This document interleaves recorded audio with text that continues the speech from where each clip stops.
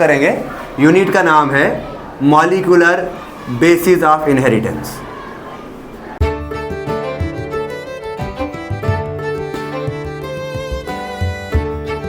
Molecular basis of inheritance, इसको आप simple में कह सकते हो मॉलिक्यूलर बायोलॉजी।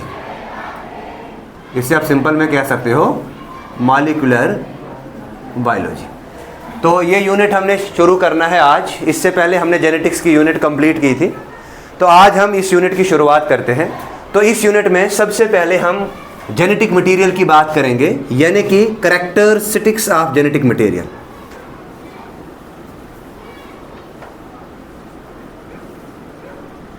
आज हम बात करेंगे कैरेक्टरिस्टिक्स ऑफ जेनेटिक मटेरियल। देखिए, आपने क्लास 10th में भी पढ़ा है कि जेनेटिक मटेरियल जो है ये ट्रांसमिशन ऑफ हेरिडिटी कैरेक्टर्स करता है from one generation to the next, है ना। तो इसकी कुछ कैरेक्टरिस्टिक्स प्रॉपर्टीज़ हैं। सबसे पहली प्रॉपर्टी अगर हम बताएंगे कि जेनेटिक मटेरियल जो है they are able to replicate. Genetic material have ability to replicate. तो पहला कैरेक्टर आएगा इसको, genetic material have an ability to replicate. Replicate मतलब रेप्लिकेशन करेगा। रेप्लिकेट मतलब रेप्लिकेशन करेगा। रेप्लिकेशन मतलब क्या हुआ? अपनी जैसी कॉपी बनाएगा। क्या बनाएगा? अपनी जैसी कॉपी बनाएगा, ठीक है ना। मान लो मैंने ये डबल स्ट्रैंडेड डीएनए लिया, डबल स्ट्रैंडेड डीएनए, दो डबल स्ट्रैंडेड डीएनए बने। इन्होंने क्या किया? यहाँ पे कौन सा प्रोसेस हुआ? यहाँ पे हुआ रेप्लिकेशन। तो मतलब कि मॉलिक्यूलर बेसिस ऑफ इनहेरिटेंस में हमने रेप्लिकेशन भी पढ़ना है। तो पहली प्रॉपर्टी क्या आ गई जेनेटिक मटेरियल की, कि जेनेटिक मटेरियल की एबिलिटी होती है कि ये रेप्लिकेट होता है, ठीक है ना।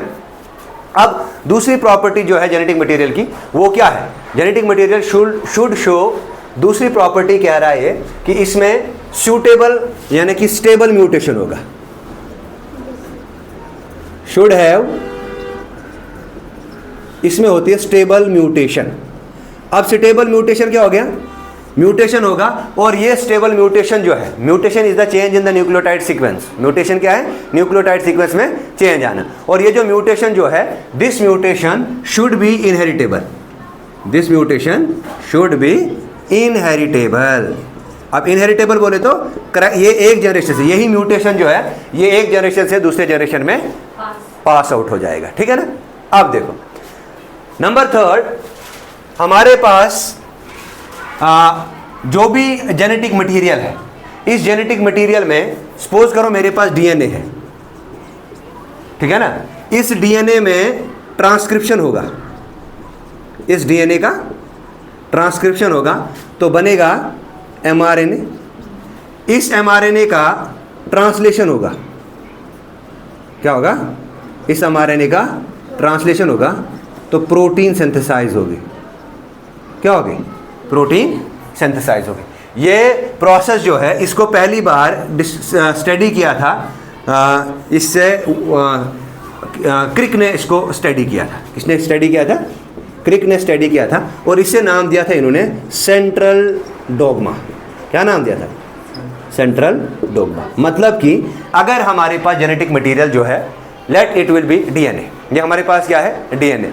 अब इस डीएनए के पास एबिलिटी होती है कि ये पहले एमआरएनए बनता है और इस एमआरएनए से फिर प्रोटीन बनता है, ठीक है ना। और अल्टीमेटली क्या है? डीएनए का प्रोटीन ही बनाना है, ठीक है ना। प्रोसेस को कहते हैं प्रोटीन सिंथेसिस, ठीक है ना।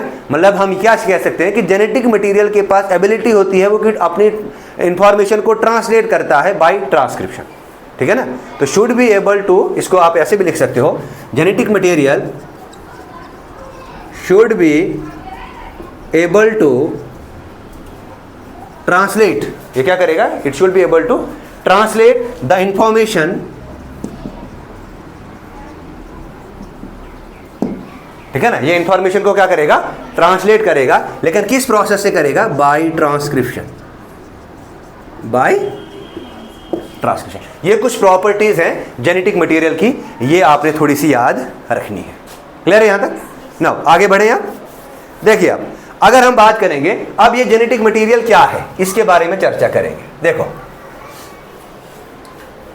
अगर मैं बात करूं जेनेटिक मटेरियल की, तो ये जो जेनेटिक मटेरियल है genetic material are broadly classified into two types. यहां ये होगा डीएनए, या होगा ये आरएनए। ठीक है, अब ये डीएनए क्या है? This DNA stands for deoxy ribo nucleic acid, इस नाम पे आएंगे हम बाद में। This RNA stands for ribo nucleic acid. अब ये डीएनए और आरएनए है क्या, इसके बारे में भी हम बात करेंगे। तो सबसे पहले जो न्यूक्लिक एसिड है इसको डिस्कवर किया था फ्रेडरिक मिशर ने। जेनेटिक मटेरियल में हमारा क्या आता है, यहां पे लिख लेना, जेनेटिक मटेरियल में आता है न्यूक्लिक एसिड। क्या आता है? Nucleic acid. अब देखो, सबसे पहले अगर हम देखेंगे न्यूक्लिक एसिड को, तो इसको डिस्कवर किया था, discovered by Friedrich Miescher. Friedrich, इसको किसने डिस्कवर किया था? फ्रेडरिक मिशर ने पहली बार इसे डिस्कवर किया था 1869 में, इन 1869। फ्रॉम कहां से किया था शुरू? फ्रॉम पस सेल। कहां से इसको डिस्कवर किया था? इससे इन्होंने ऑब्जर्व किया था पस सेल से। और इन्होंने क्या बताया? इन्होंने बताया कि डीएनए जो है ये एक एसिडिक सब्सटेंस है। इन्होंने क्या बताया?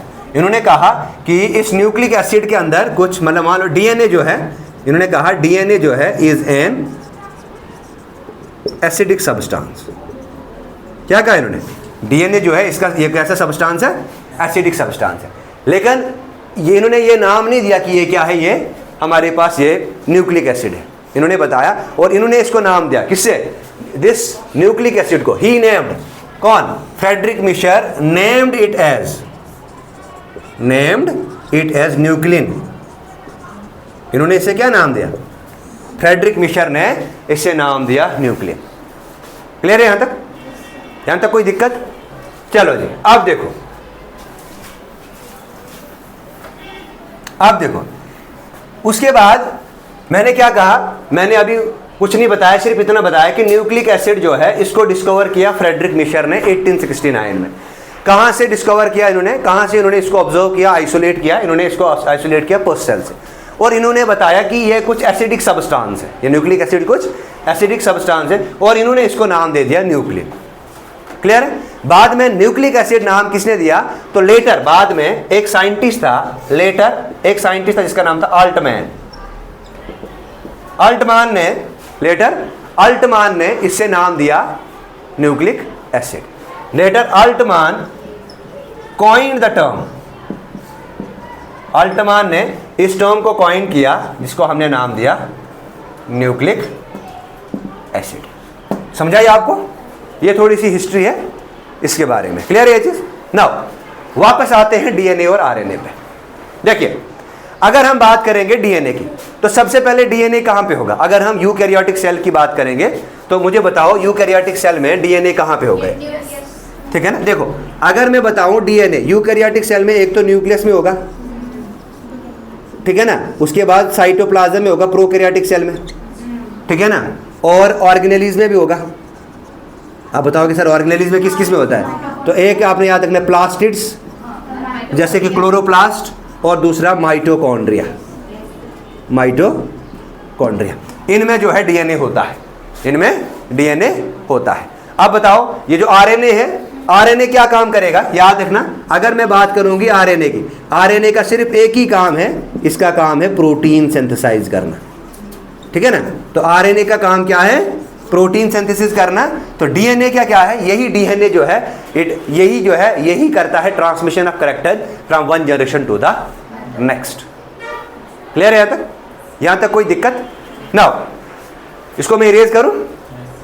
हाँ, अब देखो, अब हम आगे पढ़ते हैं कि ये जो न्यूक्लिक एसिड है इसमें क्या क्या होता है। न्यूक्लिक एसिड जो है ये 3 इंपॉर्टेंट कंपोनेंट का बना होता है। अगर मैं बात करूं न्यूक्लिक एसिड की, तो न्यूक्लिक एसिड 3 इंपॉर्टेंट कंपोनेंट का बना है। न्यूक्लिक एसिड जो है 3 इंपॉर्टेंट कंपोनेंट का बना है। तो अब मैं कहूंगा कि जो ये न्यूक्लिक एसिड है, ये जो न्यूक्लिक एसिड है ये किस किस का बना है? देखो, सबसे पहले आपने याद रखना है, सबसे पहले इसमें याद रखना है आपने, इसमें होती है पेंटोज शुगर। क्या होती है? Pentose sugar. नंबर 2 पे आपने याद रखना है, इसमें होते हैं नाइट्रोजीनियस बेसिस। क्या होते हैं? Nitrogenous basis. और तीसरा याद रखना इसमें होता है फॉस्फोरिक एसिड। तीसरा क्या होता है?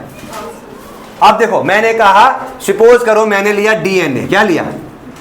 डीएनए, डीऑक्सी, 2 हाइड्रोक्सिल ग्रुप होंगे, है ना? डीऑक्सी राइबो, 5 कार्बन की शुगर होगी, डीऑक्सी राइबोस न्यूक्लिक एसिड या deoxy ribo nucleic acid. Nucleic acid है ये, कोई एसिडिक सब्सटेंस है। अब ये एसिडिक सब्सटेंस क्या है इसमें? ये फास्फोरिक एसिड। क्लियर है पॉइंट? समझ आया ये? अब देखो सबसे पहले हम देखेंगे पेंटो शुगर। देखिए 5 कार्बन की शुगर होगी, कितने की? 5 कार्बन की शुगर होगी इसमें। अब देखिए ये 5 कार्बन की जो शुगर है ये 2 तरह की होंगी, ठीक है ना? एक होगी राइबो शुगर, दूसरी होगी डीऑक्सी राइबोस। एक होगी राइबो शुगर, दूसरी होगी डीऑक्सी राइबो शुगर। क्लियर है ये चीज? अब देखो ये जो राइबो शुगर है, ये जो राइबो शुगर है ये कैसी होगी? तो देखो अगर मैं राइबो शुगर को बनाऊं तो ये एक कार्बन, दूसरा कार्बन, तीसरा कार्बन, ऐसे करके चौथा 5वां कार्बन ऊपर रहता है, ठीक है? ऐसी शुगर होगी, ठीक है? यहां पर ये 5 कार्बन की शुगर है, नाम दे दूंगा 1 2 3 4 और 5, नाम ही दे देंगे ना यहां पे 1 2 3 4 और 5। 5 कार्बन की शुगर। 5 कार्बन की शुगर में 4 कार्बन रिंग में है, 4 कार्बन किसमें है? रिंग में है, एक आउटसाइड है, एक क्या है? आउटसाइड है। 4 कार्बन रिंग में है, एक आउटसाइड है ना? मतलब 4 कार्बन रिंग में है, एक ऑक्सीजन बाहर है ना? अब देखो ऐसी रिंग को क्या कहते हैं? 4 कार्बन अंदर इनर साइड में, एक ऑक्सीजन बाहर है, ऐसी रिंग को कहते हैं फ्यूरिनोस रिंग। क्या कहते हैं? ऐसी रिंग को कहते हैं फ्यूरिनोस रिंग। ऐसी रिंग को क्या कहेंगे? फ्यूरिनोस रिंग बोलेंगे। क्लियर है ये चीज? अब देखो यहां पे क्या होता है? कार्बन 1 पे, कार्बन 1 पे यहां पे H और OH होगा, यहां पे राइबोस पे यहां पे भी OH होगा, यहां पे H होगा, यहां पर भी OH होगा, यहां पे H होगा, यहां पे भी OH होगा और H होगा। क्लियर है ये चीज? अब देखो ये राइबो शुगर है। अब इसमें क्या होता है? इसमें याद रखना राइबो शुगर में हमारे पास 2 फंक्शनल ग्रुप्स होते हैं। क्या होते हैं? यहां पे 2 फंक्शनल ग्रुप्स हो रहते हैं। इसीलिए जो आरएनए है ये हम पढ़ रहे थे पेंटो शुगर। पेंटो शुगर में हमने बात की थी कि 5 कार्बन की शुगर होती है। 2 तरह की शुगर्स हमारे न्यूक्लिक एसिड में पाई जाती है, एक शुगर होती है राइबोस और दूसरी होती है डीऑक्सी राइबोस, ठीक है ना? अब ये जो राइबोस शुगर है इसमें 5 कार्बन रिंग में होते हैं, एक ऑक्सीजन बाहर होता है, तो ऐसे रिंग को कहते हैं फ्यूरिनोस रिंग। क्या बोलते हैं इसे? फ्यूरिनोस रिंग।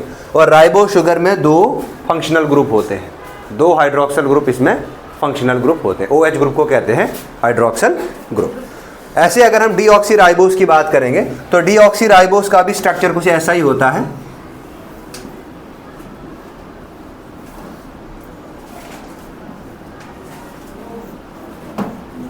इसमें भी 5 कार्बन रिंग में और एक ऑक्सीजन बाहर होता है, ठीक है? यहाँ पे H, यहाँ पे OH और यहाँ पे H, यहाँ पर H और यहाँ पे H। क्लियर है ये चीज़? ठीक है ना? ये जो यहाँ पे H है, यहाँ पे OH मिसिंग है, तो यहाँ पे डीऑक्सी राइबो न्यूक्लिक एसिड है ये, है ना? डीऑक्सी राइबो न्यूक्लिक एसिड में सेकंड पोजीशन पे OH ग्रुप जो है वो नहीं होता है, सेकंड पोजीशन पे खाली H होता है। तो चेंज इन द पोजीशन जो है वो 3rd पे है, ठीक है ना? 3rd पे जो OH यहाँ भी है, यहाँ भी है, चेंज कहाँ पे हुआ? सेकंड पोजीशन पे। यहाँ पे OH है राइबो शुगर में और यहाँ पे खाली H है, ठीक है ना? इसीलिए जो राइबो शुगर है ये अनस्टेबल है ड्यू टू 2 फंक्शनल ग्रुप। ये स्टेबल है क्योंकि यहाँ पे एक ही फंक्शनल ग्रुप प्रेजेंट है, ठीक है ना? तो ये 2 शुगर पाई जाती हैं। अब देखो, अब ये तो हमने राइबो शुगर बनाई। इस राइबो शुगर के इस कार्बन 1 पोजीशन पे, इस कार्बन 1 पोजीशन पे नाइट्रोजन बेस अटैच होगा। याद रखना, इस कार्बन 1 पोजीशन पे यहाँ पे नाइट्रोजन बेस अटैच होगा। क्लियर है ये चीज? कहाँ पे? कार्बन 1 पे नाइट्रोजन बेस जुड़ेगा। क्लियर है ये चीज? अब देखो नेक्स्ट आता है हमारा इसी में नाइट्रोजन बेस। अगर हम नाइट्रोजन बेसिस की बात करेंगे तो नाइट्रोजन बेसिस को हम दो कैटेगरी में क्लासीफाई कर सकते हैं। नाइट्रोजन बेसिस में हम दो कैटेगरीज देख सकते हैं, ठीक है। नेक्स्ट दूसरा कैटेगरी आता है हमारा नाइट्रोजन बेसिस। देखिए ये जो नाइट्रोजन बेसिस है ये दो तरह की है। नाइट्रोजन बेसिस दो तरह की है, एक है प्यूरीन्स और पायरिमिडीन्स। देखो इधर ये प्यूरीन जो है ना ये सिर्फ दो हैं, प्यूरीन सिर्फ दो है। कौन कौन सा है? एक है एडेनाइन या एडेनिन और गवानीन, एडेनिन और गवानीन प्यूरीन है। पिरिमिडीन तीन तरह की आती है। पिरिमिडीन एक तो आगे याद रखना साइटोसिन और thymine in case of DNA, और cytosine and uracil in case of RNA. तो आरएनए में याद रखना टी को, आरएनए में टी जो है वो ये किसको रिप्लेस कर रहा है? यू को रिप्लेस कर रहा है इन केस ऑफ आरएनए। आरएनए में होता है यूरासिल और डीएनए में होता है थायमीन। क्लियर है जी? साइटोसिन तो रहेगा। क्लियर है यहाँ तक? तो दो तरह के इसमें नाइट्रोजन बेस आते हैं, एक आता है प्यूरीन, दूसरा आता है पिरिमिडीन। अगर हम बात करेंगे प्यूरीन की तो प्यूरीन जो है प्यूरीन में एडेनिन और गवानीन आता है। अब देखो अगर मैं बात करूं प्यूरीन की तो प्यूरीन को हम रिप्रेजेंट कर सकते हैं आर से। प्यूरीन को हम कैपिटल आर से रिप्रेजेंट करते हैं और पिरिमिडीन को कैपिटल वाई से रिप्रेजेंट करते हैं। प्यूरीन को कैपिटल आर से रिप्रेजेंट करते हैं, पिरिमिडीन को कैपिटल वाई से रिप्रेजेंट करते हैं। अगर हम प्यूरीन की बात करेंगे, अगर हम प्यूरीन की बात करेंगे, प्यूरीन लार्जर साइज का होता है। प्यूरीन जो है ये लार्जर साइज का होता है। अगर हम पिरिमिडीन की बात करेंगे तो पिरिमिडीन होता है स्मॉलर साइज का। क्या? पिरिमिडीन होता है स्मॉलर साइज का, ठीक है ना। अच्छा उसके बाद अगर हम बात करेंगे इसमें रिंग स्ट्रक्चर्स की, अगर हम इसमें रिंग स्ट्रक्चर की बात करेंगे तो ये डाइसाइक्लिक होती है। कौन? प्यूरीन जो है ये डाइसाइक्लिक होती है और ये मोनोसाइक्लिक होती है। ये क्या होती है? मोनोसाइक्लिक। इस डाइसाइक्लिक को हम बोलेंगे डबल रिंग स्ट्रक्चर। इस डाइसाइक्लिक को क्या बोलेंगे? It is also known as double ring structure. आई बात समझ? और जो मोनोसाइक्लिक है, मोनोसाइक्लिक को हम और कह सकते हैं सिंगल रिंग स्ट्रक्चर। इसमें क्या होगा? इसमें सिंगल रिंग स्ट्रक्चर होगा। क्लियर है ये चीज? नाउ अब देखिए ये जो डबल रिंग स्ट्रक्चर है यानी कि डाइसाइक्लिक रिंग जो है इसमें दो तरह की रिंग है। डबल रिंग कौन कौन सी होंगी? इसमें दो तरह की रिंग होंगी। एक होगी पिरिमिडीन रिंग, एक क्या होगी? Pyrimidine ring. एक होगी पायरिमिडीन रिंग। इस पायरिमिडीन रिंग के साथ एक और रिंग अटैच होगी जिसको बोलते हैं इमिडोजोल। इमिडोजोल रिंग। आई बात समझ? अगर मैं पायरिमिडीन रिंग बनाऊं तो पायरिमिडीन रिंग कैसे बनाऊंगा? मैं यहां पर बनाऊंगा मैं पायरिमिडीन रिंग। देखो इधर ये कार्बन ऐसे, फिर इधर नाइट्रोजन, ठीक है। नाइट्रोजन के बाद फिर कार्बन, फिर नाइट्रोजन, फिर कार्बन, फिर कार्बन। क्लियर है ये चीज? एक ऐसी रिंग जिसमें 4 कार्बन 2 नाइट्रोजन होंगे, 4 कार्बन 2 नाइट्रोजन होंगे, इसे कहते हैं पिरिमिडीन रिंग। क्या बोलते हैं इसको? Pyrimidine ring. इसकी नेमिंग भी बताऊंगा मैं, इसको क्या बोलते हैं?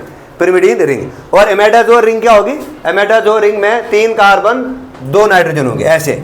ये 2 कार्बन, इस कार्बन के साथ 2 नाइट्रोजन ऐसे, और ये कार्बन। इस वाली रिंग को कहते हैं इमेडाजोल रिंग।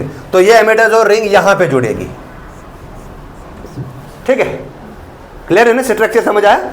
वैसे अगर हम पिरिमिडीन की बात करेंगे तो पिरिमिडीन में मैंने क्या बताया? 4 कार्बन 2 नाइट्रोजन, पहले कार्बन फिर नाइट्रोजन, है ना, फिर कार्बन फिर नाइट्रोजन फिर कार्बन फिर कार्बन। ऐसी रिंग को बोलते हैं पायरिमिडीन रिंग। यहाँ पे मोनोसाइक्लिक रिंग होती है और ये मोनोसाइक्लिक रिंग जो है ये पिरिमिडीन होती है। तो हम ऐसा भी कह सकते हैं ना कि इस पिरिमिडीन पे क्या, इस पिरिमिडीन पे जब हम इमिडाजोल जुड़ाएंगे, इस पिरिमिडीन पे जब हम इमिडाजोल ऐड करेंगे तो हमारे पास प्यूरीन रिंग आएगी, डाइसाइक्लिक रिंग आएगी। देखो अब देखो ये जो है, ये जो पिरिमिडीन है, सुनो इधर, ये जो प्यूरीन है, ये प्यूरीन जो है ये 9 मेंबर्ड रिंग होती है। प्यूरीन जो है इट इज 9 मेंबर्ड रिंग। और इस 9 मेंबर्ड रिंग में नाइट्रोजन एट पोजीशन, देखो इसमें नाइट्रोजन किस किस पोजीशन में होता है, नाइट्रोजन एट पोजीशन, याद रखना 1 3 7 9, ठीक है ना। इसमें क्या होता है, देखो यहां से 1 3, इधर ये 7 और 9, तो यहां पे नाइट्रोजन पोजीशन पे कौन कौन, 1 3 7 एंड 9 पोजीशन पे नाइट्रोजन होगा। आगे जब हम प्यूरिन की नॉमेनक्लेचर पढ़ेंगे वहां पे मैं आपको बताऊंगा, बस अभी इतना याद रखो कि 9 मेंबर्ड रिंग है ये, और इसमें 1 3 7 और 9 पोजीशन पे क्या होता है, नाइट्रोजन। अच्छा अब देखो ये जो है ये 6 मेंबर्ड रिंग है, ये क्या है, इसमें 6 मेंबर्ड रिंग है। इस 6 मेंबर्ड में 4 कार्बन 2 नाइट्रोजन है, लेकिन नाइट्रोजन की पोजीशन क्या है, याद रखना नाइट्रोजन की पोजीशन है फर्स्ट एंड थर्ड, तो इसकी नंबरिंग जब भी आएगी यहां से आएगी, इधर 1 2 3, तो इसमें फर्स्ट एंड थर्ड पोजीशन पे क्या, फर्स्ट एंड थर्ड पोजीशन पे नाइट्रोजन है। क्लियर है ये चीज, यहां तक क्लियर है, यहाँ पे फर्स्ट और थर्ड पोजीशन पे नाइट्रोजन है, और यहाँ पे फर्स्ट थर्ड 7th और 9th पोजीशन पे नाइट्रोजन है। क्लियर है ये चीज। नाउ अब देखो, अच्छा यहां पर याद रखना जो हमने राइबोस शुगर बनाई, जो हमने राइबोस शुगर बनाई, राइबोस शुगर में कार्बन 1 पोजीशन पे ये नाइट्रोजन बेस जुड़ेगी, है ना। तो carbon 1 position of ribose, carbon 1 position of ribose, nitrogen sugar, nitrogen base is attach, है ना, नाइट्रोजन बेस इज अटैच। तो ये भी वहीं पे सेम, यहां पर भी सेम ही रहेगा, first position of nitrogen, sorry यहां पे 9th पोजीशन ऑफ नाइट्रोजन जो है, जो 9th पोजीशन है ना नाइट्रोजन की, ये 9th पोजीशन जो नाइट्रोजन की है ये जुड़ेगी कार्बन 1 पोजीशन ऑफ राइबोस में। जो 9th पोजीशन है नाइट्रोजन की, ये 9th position carbon 1 position of ribose पे जुड़ेगी। यहां पर फर्स्ट पोजीशन ऑफ नाइट्रोजन, ये जो पहली पोजीशन है नाइट्रोजन की, ये first position of nitrogen ribose sugar की कार्बन 1 पोजीशन के साथ जुड़ेगी। क्लियर है ये चीज, ठीक है यहां तक। अच्छा उसके बाद मैंने बताया कि प्यूरिन में एक तो एडेनिन आता है, दूसरा गवानिन आता है, पिरिमिडीन में साइटोसिन और थायमिन आता है, uracil is present in case of शाबाश आरएनए। क्लियर है ये चीज। अब देखो, तो अब हम नेक्स्ट पढ़ते हैं, इसी में पहले प्यूरिन को डिस्कस करते हैं, ठीक है। तो अब देखो, अब हम प्यूरिन को पढ़ते हैं।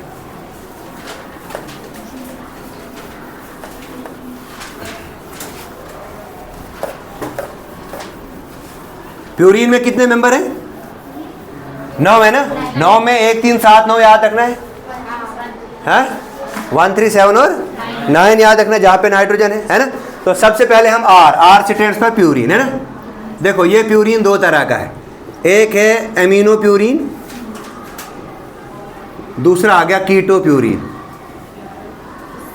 देखो एमिनो प्यूरिन की डीएमिनेशन होगी, मतलब एमाइन ग्रुप हटाएंगे, एमाइन ग्रुप क्या करेंगे, हटाएंगे, तो एमाइन ग्रुप हटाएंगे तो हमारे पास कीटो प्यूरिन आएगा। क्लियर है ये चीज। तो एमिनो प्यूरिन में सबसे पहले लेते हैं हम एडेनिन, क्या लेते हैं, एडेनिन, क्या लेंगे, एडेनिन लेंगे।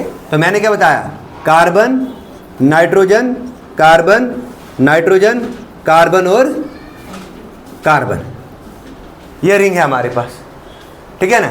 यहां पे मैंने जोड़ दिया NH2, है ना। बैलेंस करने के लिए यहां पे मैं एक H जोड़ दूं, डबल बॉन्ड जोड़ दूं, यहां पे डबल बॉन्ड, यहां पे एक H जोड़ दूं, ठीक है ना। यहां पर भी एमिडाजोल रिंग जुड़ेगी, N और N, और यहां पे O, ठीक है ना।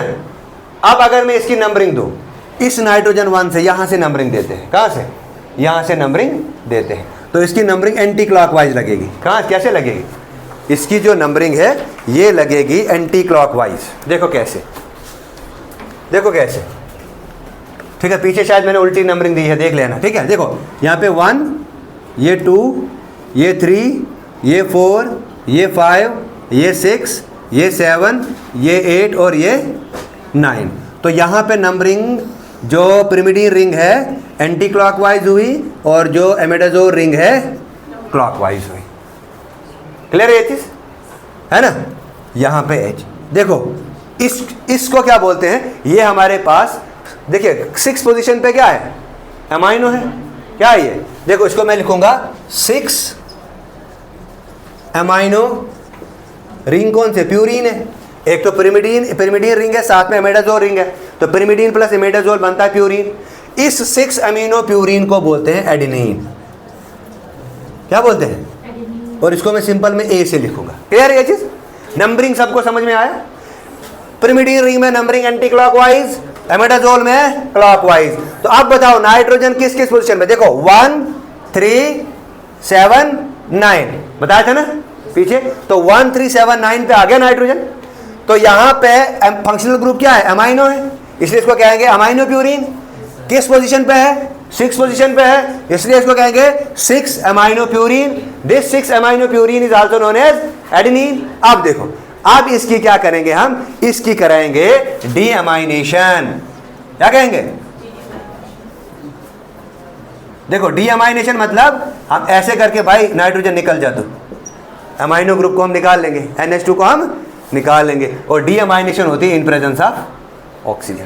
अब देखो जब डीअमाइनेशन होगा तो कार्बन 6 पे क्या जुड़ेगा, यहां पे ऑक्सी ग्रुप जुड़ेगा, यानी कि कीटो ग्रुप जुड़ेगा। क्या जुड़ेगा, कीटो ग्रुप जुड़ेगा। तो सुनो देखो इधर, ये कार्बन ऐसे सी, यहां पे ऐसे करके डबल बॉन्ड, इधर O, ये बन गया कीटो। क्या बन गया, इधर क्या लिखेंगे N, फिर CN, शाबाश बोलते जाओ, N और O। क्लियर है ये चीज। तो नंबरिंग मैंने बताया कहां से शुरू होती है, इस नाइट्रोजन 1 से, 1 2 3 4 5 6 7, ये 8 और 9। यहां पे नंबरिंग एंटी क्लॉकवाइज, यहां पे नंबरिंग क्लॉकवाइज। ठीक है, अब देखो इसको बैलेंस करने के लिए सेम वही करेंगे, यहां पे H जुड़ा देंगे, यहां पर भी H जुड़ा देंगे, यहां पर भी H जुड़ा देंगे, और यहां पे हम यहां पे ऐसे करके डबल बॉन्ड लगा लो। ठीक है ना, ठीक है। नाउ अब देखो ये जो स्ट्रक्चर बना हमारे पास, ये जो हमारे पास स्ट्रक्चर बना, इस स्ट्रक्चर को क्या, देखिए यहां पे 6 पे क्या है, अब यहां पे 6 पे कीटो ग्रुप लगा, इस कीटो को हम ऑक्सो भी बोलते हैं या इसको कीटो भी बोलते हैं। तो देखो इसका नाम मैं दूंगा 6 ऑक्सो, ब्रैकेट में लिखूंगा कीटो।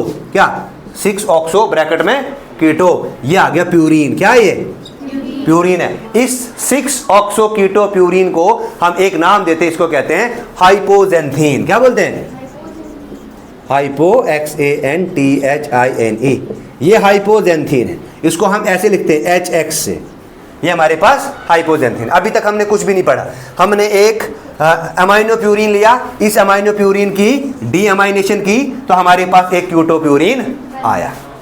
क्लियर है। अब देखो जी, अब देखो ये समझ आया आपको, ये वाला स्ट्रक्चर समझ आया है? अब देखो, अब मैं यहां पे एक और लूंगा, देखो अब मैं एट कार्बन 2, ये देखो ये जो कार्बन 2 है ना, इस कार्बन 2 पे मैं अमाइन ग्रुप जोड़ूंगा, इस कार्बन 2 पे मैं क्या जोड़ूंगा, अमाइन ग्रुप जोड़ूंगा। कार्बन 1 पे बिल्कुल सेम जो है ये ऑक्सी ग्रुप यही रहेगा। देखो कैसे, यहाँ पे कार्बन 6 पे ऑक्सी ग्रुप सेम, यहाँ पे नाइट्रोजन 1, यहाँ पे कार्बन, यहाँ पे मैंने NH2 जोड़ दिया, इधर फिर N, इधर C, इधर C, इधर N, इधर N और ये O। ठीक है ना, ये क्या आ गया O। अब देखो यहाँ पे तो H है, दिस नाइट्रोजन 1, अगर इसकी नंबरिंग दे दूंगा मैं तो ये 1 2 3 4 5 6, इधर कंसंट्रेट करो, ये 7 8 और 9, यहाँ पे नंबरिंग एंटी क्लॉकवाइज, यहाँ पे नंबरिंग क्लॉकवाइज। अब देखो इसको नाम दे दोगे, देखो कार्बन 2 पे क्या है, अमाइन ग्रुप है, तो 2 अमाइनो, क्या 2 अमाइनो, 6 पे क्या है, ऑक्सो है ना, 2 अमाइनो 6 ऑक्सो, ब्रैकेट में क्या लिखोगे, कीटो। क्या लिखोगे, कीटो है। क्या ये प्यूरीन, क्या है ये प्यूरीन। देखो 2 अमाइनो 6 कीटो प्यूरीन, इसको बोलते हैं गवानीन। क्या बोलते हैं, इसको बोलते हैं गवानीन। गवानीन को हम लिखते हैं जी से। अब इसकी क्या करेंगे, इसकी करेंगे हम डीअमाइनेशन। क्या करेंगे, डीअमाइनेशन। तो डीअमाइनेशन में NH2 निकल जाएगा, ऑक्सीजन की प्रेजेंस में, है ना। जब यहाँ पे हम ये डीअमाइनेशन करेंगे तो डीअमाइनेशन कहाँ पे हो गए, कार्बन 2 पे। अब कार्बन 2 पे भी क्या जुड़ेगा, अमाइन ग्रुप जुड़ेगा, तो ऑक्सीजन आएगा, तो यहाँ पे ऑक्सी ग्रुप जुड़ेगा। क्या जुड़ेगा, ऑक्सी ग्रुप जुड़ेगा। तो ये मैं बना लूँ यहाँ पे C डबल बॉन्ड O, इधर N, इसके साथ ये functional H, site of protonation यही है, याद रखना, नीट में फेवरेट क्वेश्चन है। डबल बॉन्ड O, इधर N, इधर क्या जुड़ेंगे, इधर N के साथ क्या जुड़ता है, H है ना, तो N इधर भी लिख लो ना, H, ठीक है। उसके बाद यहाँ पे C, इधर N डबल बॉन्ड O, इधर N सिंगल बॉन्ड O। देखो अब यहाँ पर क्या हुआ, इसकी नंबरिंग अगर मैं दूं तो 1 2 3 4 5 6 7 8 और 9, ये एंटी क्लॉकवाइज, ये बनाना नहीं है बार बार, लेकिन मैं बता रहा हूँ आपको। देखो यहाँ पे 2 पे क्या है, तो इसको मैं लिखूंगा 2 ऑक्सो कामा करके, या इसको मैं 2,6 डाइऑक्सो भी लिख सकता हूँ, है ना, 2,6 डाइऑक्सो भी लिख सकता हूँ। तो लिख लो 2,6, लिख लो ना, 2,6 डाइऑक्सो प्यूरीन ही तो है। देखिए इस 2,6 डाइऑक्सो प्यूरीन को कहते हैं ज़ैंथीन। क्या बोलते हैं,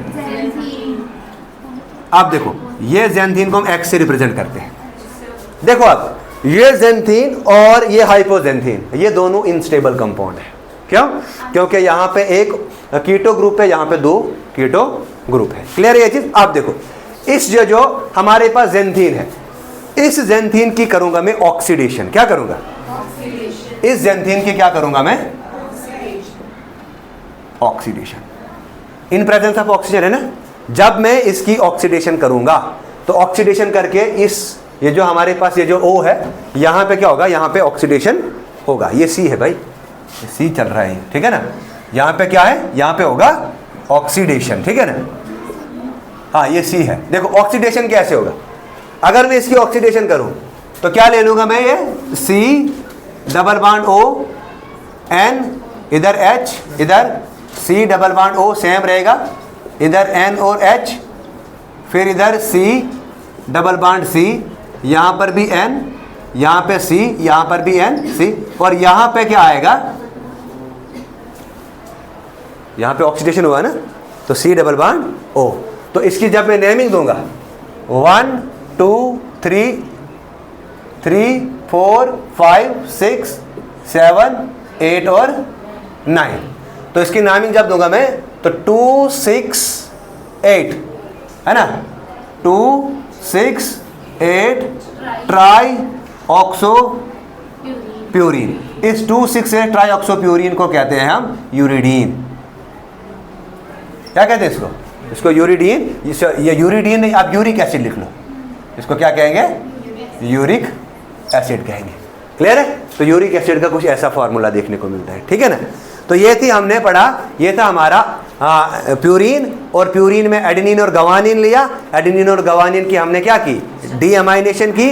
डीअमाइनेशन से एडेनिन की डीअमाइनेशन से बनता है हाइपोजेंथीन, गवानिन की डीअमाइनेशन से बनता है ज़ैंथीन, और ज़ैंथीन की जब हम ऑक्सीडेशन करते हैं तो बनता है यूरिक एसिड। क्लियर है ये चीज। नाउ अब हम पढ़ते हैं पिरिमिडीन पे। क्लियर है, इसको करूं मैं इरेज, चलो ये वाले तो कर सकता हूं ना। अब देखो, अब हमने पढ़ना है पिरिमिडीन। अब हमारा जो टॉपिक है वो है पिरिमिडीन। देखो अगर मैं बात करूं पिरिमिडीन की, ठीक है ना, डिपेंडिंग ऑन 4th पोजीशन, मैं बताऊंगा नेमिंग पे, डिपेंडिंग ऑन 4th पोजीशन। देखो 4th पोजीशन पे ये जो पिरिमिडीन है 2 तरह का है। एक आ गया सेम अमाइनो पिरिमिडीन, दूसरा आ गया अमाइनो पिरिमिडीन, दूसरा आ गया कीटो पिरिमिडीन। देखो अमाइनो पिरिमिडीन और कीटो पिरिमिडीन में क्या फर्क है, अमाइनो पिरिमिडीन में अमाइनो होगा और कीटो पिरिमिडीन में कीटो ग्रुप होगा। क्या होगा, कीटो ग्रुप होगा। याद रखना इन केस ऑफ प्यूरीन, प्यूरीन में साइट ऑफ प्रोटीनेशन नाइट्रोजन 1 है, वो याद रखना। तो वहां पे नाइट्रोजन 1 पे ये जो है ना नाइट्रोजन 1, इसको ऐसे करके लिख लेना, साइट ऑफ प्रोटोनेशन, ये मोस्ट इंपॉर्टेंट है, ठीक है। तो अब देखो, अब हम इसको डिस्कस करेंगे।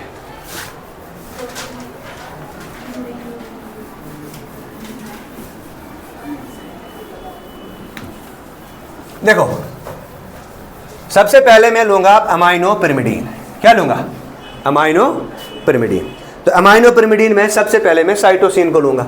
तो मैंने बताया था कि इसमें क्या हो गया, 2 नाइट्रोजन 4 कार्बन, है ना, बताए थे ना, 2 नाइट्रोजन 4 कार्बन, ठीक है ना। यहाँ पे जुड़ेगा NH2। क्या जुड़ेगा?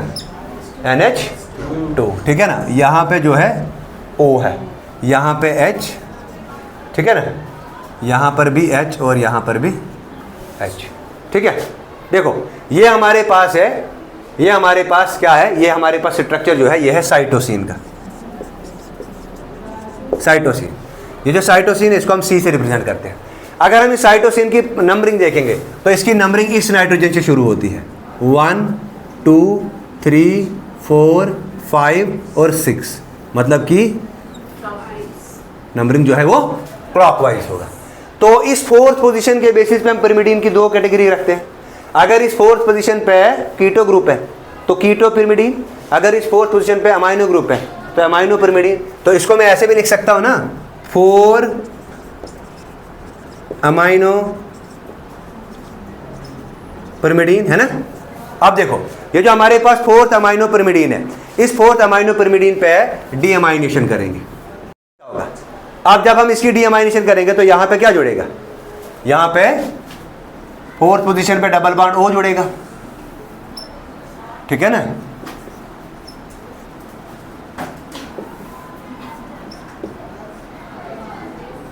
ठीक है। अब देखो इधर, अब देखो यहां पे क्या है, इसकी अगर मैं नेमिंग दूं तो नेमिंग क्या आएगी, इसकी नेमिंग क्या आएगी इसकी, शाबाश। देखो इधर 1 2 3 4 5 और 6, तो नेमिंग बताओ क्या आएगी। 2 4, हाँ देखो इसको आएगा 2 4 डाई ऑक्सो पिरिमिडीन, ठीक है ना। अब देखो ये जो 2 4 डाई ऑक्सो पिरिमिडीन है इसे कहते हैं यूरासिल। ये क्या है? और यूरासिल का सिंबल यू, ठीक है ना। अब देखो इस यूरासिल के, इस यूरासिल जो है इसकी करते हैं मिथाइलेशन। क्या करते हैं? Methylation at 5th position, at 5th position. तो मिथाइल ग्रुप 5th पोजीशन पे जुड़ेगा, मिथाइल ग्रुप 5th पोजीशन पे जुड़ेगा। जब मिथाइल ग्रुप 5th पोजीशन पे जुड़ेगा तो देखो इधर, तो स्ट्रक्चर कैसे बनेगा, C डबल बॉन्ड O, इधर N, इधर C डबल बॉन्ड O, इधर N, इधर C H और यहाँ पे CH3, है ना। क्लियर है ना, CH3, क्लियर है ये चीज। ये स्ट्रक्चर बना, क्या बना, ये स्ट्रक्चर हमारे पास बना। तो स्ट्रक्चर की नेमिंग दूं मैं 1 2 3 4 5 6, तो 5 पे आ गया। तो इसको मैं कैसे कहता हूं, कह सकता हूं ना, 5 मिथाइल, 5 पे मिथाइलेशन की तो मिथाइल ग्रुप आया 5 कार्बन पे, 5 मिथाइल यूरासिल, कह सकते हैं ना, 5 मिथाइल यूरासिल। यहां इसको मैं कह सकता हूं 2 4 डाई ऑक्सी, नहीं पहले 5 मिथाइल 2 4 डाई ऑक्सी कीटो, या purine, sorry pyrimidine, 2 4 di oxy, पहले आएगा 5 मिथाइल 2 4 डाई ऑक्सी पिरिमिडीन, या सिंपल मैं इसको लिख सकता हूं 5 मिथाइल यूरासिल। अब ये जो 5 मिथाइल यूरासिल है, इस 5 मिथाइल यूरासिल को बोलते हैं थायामीन। क्या बोलते हैं इसको? इसको बोलते हैं थायामीन। और इस थायामीन का सिंबल क्या है, T है, ठीक है ना। क्लियर है ये चीज। तो हमने क्या पढ़ा, हम पढ़ रहे थे पिरिमिडीन। पिरिमिडीन को हम किससे रिप्रेजेंट करते हैं, Y से। पिरिमिडीन 2 तरह का है, एक बताया मैंने अमाइनो पिरिमिडीन, दूसरा पढ़ा हमने कीटो पिरिमिडीन। एक पढ़ा अमाइनो पिरिमिडीन, दूसरा पढ़ा कीटो पिरिमिडीन, ठीक है ना। अमाइनो पिरिमिडीन में हमने पढ़ा साइटोसिन। क्या पढ़ा? साइटोसिन। साइटोसिन की क्या की हमने, डीअमाइनेशन की। तो डीअमाइनेशन से साइटोसिन से क्या बना, यूरासिल पड़ा, यूरासिल बना। यूरासिल के 5th पोजीशन पे हमने मिथाइलेशन किया, तो मिथाइलेशन से हमारे पास क्या बना, थायामीन। क्या बना, थायामीन। तो ये था हमारा प्यूरीन और पिरिमिडीन। क्लियर है ये चीज। ये फास्फोरिक एसिड हम कल डिस्कस करेंगे, ठीक है। Thank you.